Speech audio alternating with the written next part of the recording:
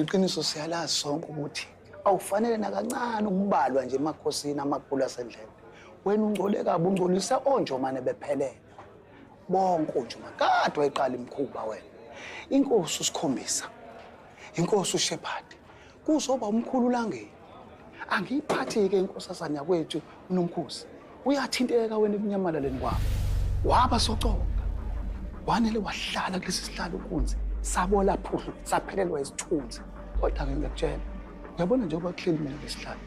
Hayi uzosibuyisa lesa sithunzi sizobuya njengoba sasinjalo bobaba mkhulu. Mushonga lento ekhulumayo wena. Hawu. Isivumelwano sikubeke kwacala ukuthi ma kwenzeka uphuma la, hayi, awusazi ukuthi inkentenge indaba yasendlende. La kancane uzimbandakanya nje. Ma uphuma endlende mfundisi, awuhlangene nendlela. Wena wazi ukuthi khwala kahlala. Usuka empilweni ephezulu. Untante emafutheni udla ithelo zefa lo baba mkhulu. Wasihlalo lesi usiqoqobele. Uyabona mthunzi, ngicela ukutshela namhlanje. Ungabuye uphinde ungibize la. Nangelilodwa la, ungaphinde.